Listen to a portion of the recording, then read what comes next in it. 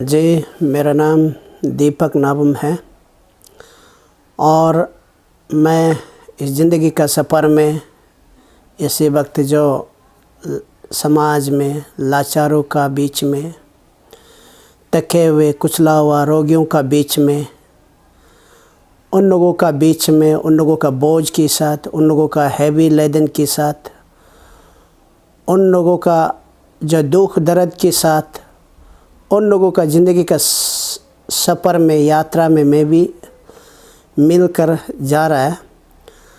और ऐसे तो मेरा ज़िंदगी आरंभ से ही, चौथा से ही मैं अपने टीचर के साथ जब अपने गांव से जब स्कूल पढ़ने लगा और क्लास 2 को जब पास होने के बाद मुझे टीचर ने अपनाया और टीचर के साथ बैठकर कुकमैन प्लस स्टूडेंट बनकर पढ़ाई किया। टीचर के साथ बैठकर खाना पकाना, चाय बनाना, कपड़ा धुला देना, टीचर के जो ज़रूरी है पूरा मैं ही करता था। और उस समय में सचमुच में मेरी ज़िंदगी में बहुत तकलीफ़ जैसा लगा था, लेकिन अभी जैसे जैसे उम्र बढ़ते गया अब पता चला कि वो तकलीफ़ जो है व्यर्थ में नहीं गया। वो तकलीफ़ मुझे सिखाया था और वो तकलीफ़ ने मुझे ठीक किया। और उस तकलीफ़ का दर्द जैसे मैंने झेला है आज मेरे लिए काम आ गया। और समाज में आज जो लोग थके हुए कुचला हुआ रोगियों का उस दर्द को समझ सकता है। ऐसे ही करके मेरे छोटा उम्र से अभी तक कोई पीढ़ी तो नहीं है। बोझ के साथ, थके हुए कुचला हुआ रोगियों के साथ मेरा जीना पसंद कर लिया है। और उसके बाद ऐसे तो मैं टीचर के साथ, टीचर का गाइडेंस में, उसका इन्फ्लुएंस में अच्छा खासा पढ़ाई करके मिडिल क्लास पास किया, सेकेंडरी पास किया और हायर सेकेंडरी पास किया। परंतु उधर से फिर नया एक चैप्टर, नया पेज मेरा ज़िंदगी शुरू हुआ, जो गलत दोस्त लोगों के साथ, गलत इन्फ्लुएंस के साथ और उसके साथ उसका वातावरण, उसका माहौल जो है, जो अल्कोहलिक एडिक्शन, जो इस तरह लाइफ में जीने का कोई ठिकाना नहीं है, किसी का गाइडेंस लेस में ऐसा जीना पड़ गया और उससे मैं रास्ता से बिछड़ गया।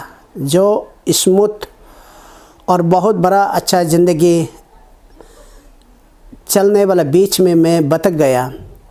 और उसी पीरियड में फिर मैं वही पुराना, जैसे छोटा उम्र में किसी और का सहारा नहीं मिलता है, ऐसे ही फिर मैं विचार जाने के बाद, ट्रैक बदल जाने के बाद अल्कोहलिक एडिक्शन।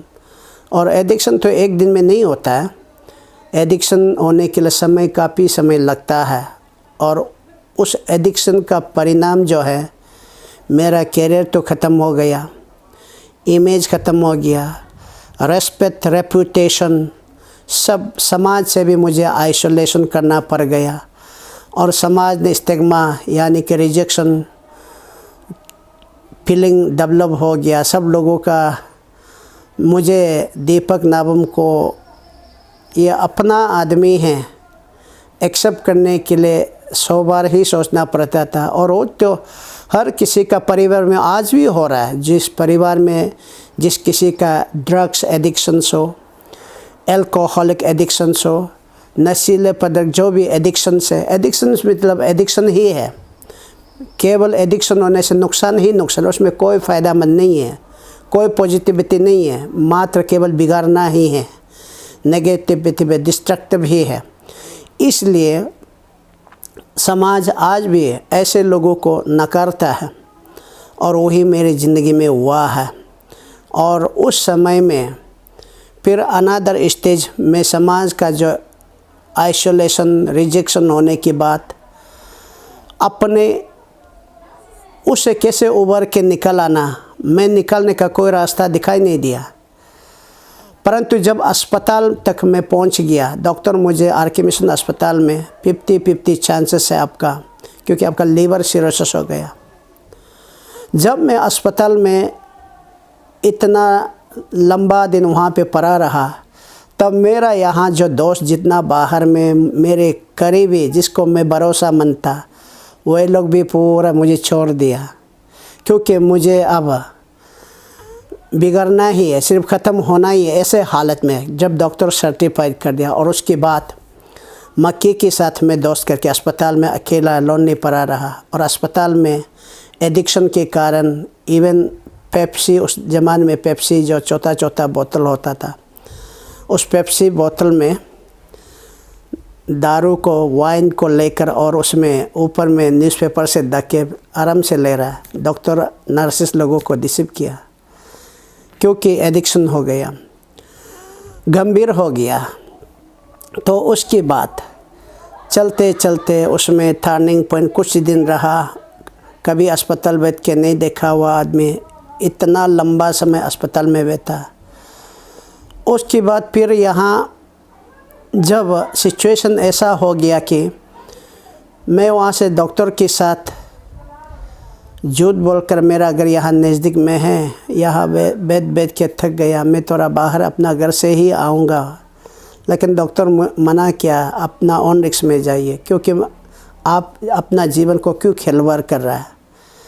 इलाज करना है तो कीजिए, और इलाज नहीं करना तो आप अपना मर्जी है। फिर भी मैं ज़बरदस्ती नेक्स्ट डे में मांग के थोड़ा यहाँ झूठ बोल के यहीं से आएगा बोल। तब उस सिचुएशन में एक अपना ही आदमी है, क्योंकि उस समय में मैं क्रिश्चियन को इतना नफ़रत था, सच मुझे ये हर कोई जानता है, मैं नफ़रत था क्रिश्चियन एक रिलीजन का तौर में देखकर। ये क्रिश्चियन ठीक नहीं, ये फॉरेन का रिलीजन है ये समझकर। लेकिन मेरे घर में एक जो अपना भाभी है, उन्होंने किसी पास्टर के साथ प्रार्थना करवाने के लिए आया। तब मैं सुनते ही ये प्रार्थना उठता, मैं जवाब नहीं दिया। लेकिन नेक्स्ट डे में सुबह को उन्होंने मेरा घर का दरवाज़ा खटखटाया, फिर बोला कि वो पास्टर के पास ले जाके मुझे प्रार्थना करवाइए। लेकिन मैं तभी बता दिया, देखो मेरा भी यहाँ लीवर सिरोसिस होकर मैं यहाँ कल भी खाना नहीं खा, तुम खुद देखा है। अब मैं जा नहीं पाएगा, क्योंकि मैं अस्पताल जाना है। तो वहाँ पे मेरा एक भैया है, उसको ले जाइए, उन लोगों के पास जिप्सी गाड़ी भी है। समझा बुझा के भेज दिया। फिर भी उसके बाद वहाँ पे क्या हो गया, आर.के. मिशन अस्पताल वहाँ पे 9 बजे में मैं यहाँ पे ऑटो रिक्शा एक हायर करके रखा, तो ऑटो लेके जा रहा है। तो उसमें जॉइन वहाँ जॉनसन में देखा तो वही औरत उधर ही बैठ रहा है। फिर उसको देखते ही मैं पूछा, ऑटो को रुका के पूछा, क्या तुम नहीं गया है क्या बोला। तो उस स्त्री ने कहा, कहाँ ले जाता है, और नहीं जाएगा बोला है। तब मैं गुस्सा हो गया। फिर भी ऑटो को मैं बोला कि आर.के. मिशन अस्पताल थोड़ा बाद में जाएंगे। तो उस स्त्री को उठाया, आओ आओ उठो बोल के, तो वहाँ जहाँ पास्टर है वहाँ पे मैं ले जा दिया। और वही प्रार्थना जो है उसके लिए करना चाहिए था, उसी कोई कर ही रहा था, काउंसलिंग कर रहा था। लेकिन बीच में मैं खड़ा भी नहीं कर सक रहा, क्योंकि यहाँ दर्द होता है, लीवर सिरोसिस के कारण दर्द हो रहा है। थोड़ा समय में ये प्रार्थना करने वाला भी जल्दी कर देने से क्या वही सोचा था। लेकिन थोड़ा कुछ बात कर रहा है, करते करते उसका बात मुझे पूछा है, आप विश्वास करता है बोला। सडनली पूछता है, और प्लस वो एक बड़ा ऑफिसर है। तो मैं सिर्फ क्योंकि कुछ रेडी मूड में नहीं था, उसको रेस्पेक्ट करके मैं हाँ बोल दिया। तब हाँ तेरे लिए प्रार्थना करने के लिए प्रार्थना करना पड़ेगा। जैसे उन्होंने यहाँ पे हैंड ले करके प्रार्थना किया, और उस प्रार्थना के साथ साथ मेरे जीवन में कुछ एक अलग सा अनुभव हुआ। मैं उड़ रहा जैसा लगा। जब होश में आया है तब तक देखा है तो मैं पूरा रो रहा है, आंसू पूरा यहाँ भीगा हुआ है मेरे बिल्ले में। तो उसके बाद आँख खोल के देखो, इतने देर सारे आदमी मुझे देख रहा है, मैं शर्म लगा, कभी रुक के नहीं देखने वाला, किससे हो गया। तो उसके बाद वो पेनिंग जो है, उसको पेनिंग को मैं याद भी नहीं हो गया, क्योंकि ऐसे घटना हो गया। उसके बाद में फिर गंगा मार्केट में एक होटल में चाय थोड़ा मंगा के पिया और उसके बाद उस स्त्री को अब तो नाहरलगन चला जा, प्रार्थना करवा दिया। तो मैं सीधा RK मिशन अस्पताल में जाके उसके बाद अपना घर में आकर अपना बीवी को बताया ऐसे ऐसे हुआ, क्रिश्चियन लोग ऐसे हुआ, ऐसे करता है क्या, हम नहीं सोचा था। लेकिन उस समय में हम क्रिश्चियन लोग ही ऐसा करता है सोचा था, लेकिन अभी देखा तो क्रिश्चियन लोग नहीं करता है, परमेश्वर करता है, यीशु मसीह करता है। अभी रियलाइज हुआ है। तब उधर से ही मेरे लिए एक सोचना मजबूर हो गया। तब मैं चर्च को इतना नफ़रत, इतना ये था। उसके बाद जब उस प्रार्थना को रिकॉल करके और उस सिचुएशन को अनुभव करके, जो मेरे जीवन में कुछ अच्छा ही काम करने वालों को उसमें क्यों नफ़रत करना है, मेरा आंसू को पूछने वालों को क्यों नफ़रत करना है। इतना मेरा मन भी ये गंदा मन है क्या हम इतने दूसरों का प्रति भी एक सोच, अहंकार, हिंसा, करवाहट, ये मुझ में ही, मेरे मन में ही नियत ठीक नहीं है। तब अपने आप को कन्विंस किया। तब उसके बाद मुझे किसी ने भी चर्च जाने को नहीं बोला, कोई भी नहीं बोला।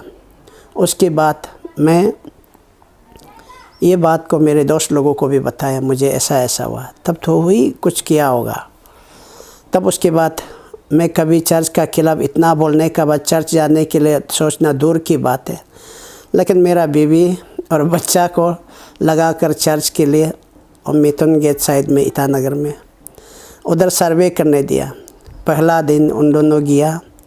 जाने के बाद वहाँ नया नया कैसे होता है तो इंट्रोडक्शन करने दिया बोला। तब मैं और नहीं तब तो और भी नहीं जाएगा। लेकिन फिर नेक्स्ट संडे में फिर दूसरा चर्च में गया, यहाँ पे नीति विहार साइड में। तब उधर गया, उन दोनों को पूछा है, नेक्स्ट संडे में पूछा तो उधर कैसे था बोला। तो यहाँ तो सब लेबर लोग ही था, कोई बड़ा आदमी नहीं है होगा। तब तो इधर ही जाएगा बोल के उधर ही मेरा पहला कदम फंस जाना शुरू किया। ऐसे ही करके लोगों का, जैसे मैं आगे में पिल्ती में, अल्कोहलिक में, स्त्री में जो जीने का जो गलत फ्रेंड सर्कल की इन्फ्लुएंस में बिगड़ गया था, फिर मैं उधर से टर्नअप होके जो अच्छा बर्ताव करने वाला, अच्छा काउंसलिंग करने वाला, अच्छा प्रचार करने वाला और प्रार्थना को मैं खुद क्योंकि मुझे भी बचना है, बचने का मैं उपाय खोजा। तब चर्च का सहारा लिया। तब से ही ऐसे ही करके मैं पीछे नहीं मुड़ा। तब से ही करके यहाँ इंसान का दर्द, दुख, तकलीफ़ को मैं काफ़ी एक्सपीरियंस हुआ कि क्योंकि मैं उस नौबत तक पहुँचा कि मृत्यु का सीमा तक डॉक्टर जैसे बताया मुझे। और मैं दर्द को तो मैं खुद झेलने वाला ही महसूस करता, अनमेजरेबल पेन। और उधर से ही और उस सिचुएशन में, उस टर्बुलेशन पीरियड में समाज का जो प्यार, जो जूता प्यारा जिसको कहता है, इंसान जो अच्छाई लोगों को, अच्छाई का बीच में अच्छाई को प्यार करेगा जो आपको अच्छा करता है।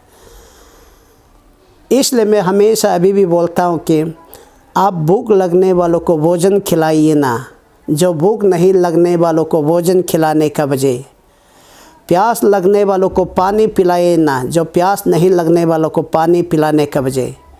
क्योंकि प्यास नहीं लगने वालों को आप ट्रे में पानी लाकर और ग्लास से पानी देंगे भी तो ट्रे से पानी लेकर पीते हुए भी पी रहे जैसे नहीं लगेगा, क्योंकि उसको प्यास नहीं लगा। लेकिन जिसको प्यास लगता है उन्हीं को एक एक बूंद का पानी को वो याद करेगा और पानी का वैल्यू को भी याद करेगा और पानी देने वालों को भी याद करेगा। इसी रीति से आज समाज में सचमुच में जो बीमार में, रोग में, हेल्पलेस में, नीडी, डिस्कार्डेड, डेस्टिट्यूट लोगों का, बेगर लोगों का प्रति हम अपने प्यार का हाथ बटोरना, यही सबसे एक वैल्यूएबल हेल्प है, वैल्यूएबल ह्यूमैनिटी सर्विस है। यही सबसे बड़ा धर्म है। इससे बढ़कर और धर्म नहीं हो सकता, यही हम समझता है। इसी को लेकर हम जो और बाइबल में भी गहराई गया और बाइबल में यही बातें कहा। बाइबल में कोई धर्म परम का बातें नहीं कहा।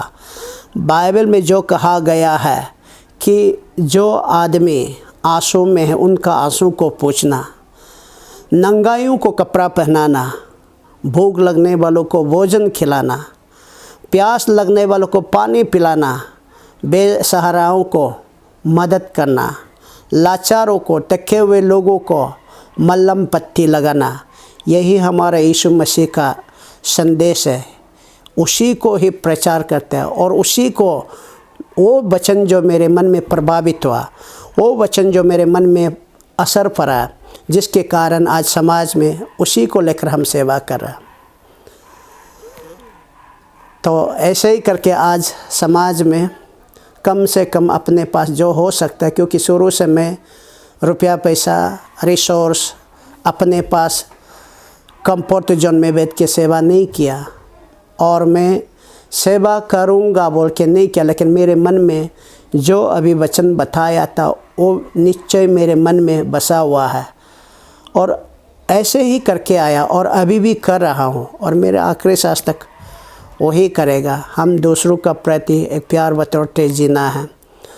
आखिर में तो ये शरीर को तो कोई भी लेके नहीं जाएगा। शरीर जितना कमा दमा के रखे कोई भी तो लेके नहीं जाएगा। अपना शरीर को लेके नहीं जा रहा तो और प्रॉपर्टी को कैसे ले जाएगा।